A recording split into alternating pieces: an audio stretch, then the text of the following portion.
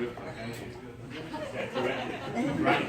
Absolutely right. So, my name is Rabbi I'm from the far side of town, the Bay area, and very honored and pleased to be here. I have to make a correction to Rivka.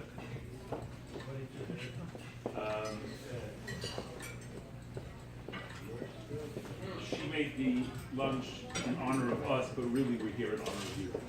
So, my wife and I have had the pleasure and honor of getting close to Rivka in the past few years, and it's really been an honor for us and very special.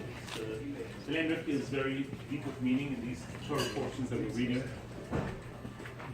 Commentaries discuss why did Avram send Eliezer, his faithful servant, to find a wife for Yitzchak out of Canaan to go back home. And the commentaries explain that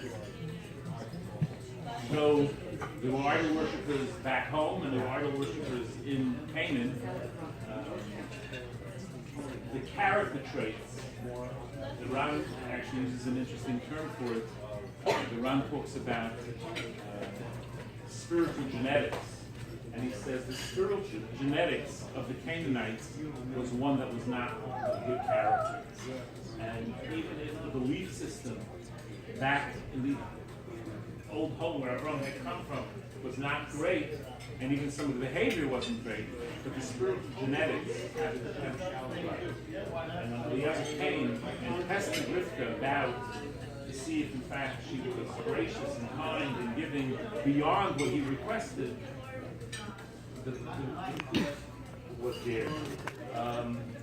Spiritual genetics. It was her soft-spoken manner, her modesty, hides her very bright mind and capable mind. And clearly I had a chance to sit and schmooze with the family a little bit, and it's very lovely people. And it's beautiful to see where Rivka comes from and take what she was given from her birth and develop that even further. Mary Yosef, one of the commentators on the Chumash, asked an interesting question. We find that Eliezer, servant of Abraham, when he finally saw that Rivka was the right one, he gave her a ring and bracelets. And the commentary Rashi explains to us that the bracelets were not coincidental what they were made out of gold, and they had the weight of 10 gold pieces to correspond to the 10 commandments that the offspring of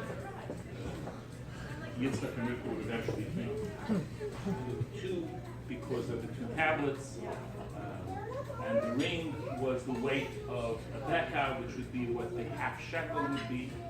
And he answers, what's the significance of the two bracelets? The weight of 10 makes sense. What do we think that there were two tablets? And he explains that the two tablets represent the laws between man and fellow man and the laws between man and God. And that what Eliezer was saying is, Rivka, you have nice character, but you need to understand something. There's another aspect of spiritual development. It's not only the commandments between man and fellow man, but it's also between man and God. And I'd like to add that the idea of being the half shekel, the weight of the ring, was, as Rashi says, because that would be the half shekel that the Jewish people would be giving for the counting of the census. And that was to tell her that you're going to be part of the Jewish people. And you're a half to be part of the Jewish people. And you're part of a whole bigger picture. Rivka Basara. That means that now Rivka is connected to all the Jewish history. The joys, the triumphs, and the tragedies. But all of Jewish history now is part of her legacy as well. And it's interesting to note, you know, you've learned now about the laws between fellow man and fellow man, and between the laws between man and God, and now you're part of the Jewish people as well. It's interesting to note that the name Rivka, in Hebrew the letters have numerical value. So the name Rivka has a numerical value of 307. And that's the same numerical value as another siyag l'chachma. Modesty is a help for wisdom. And I think that's a very beautiful description of our Rivka as well.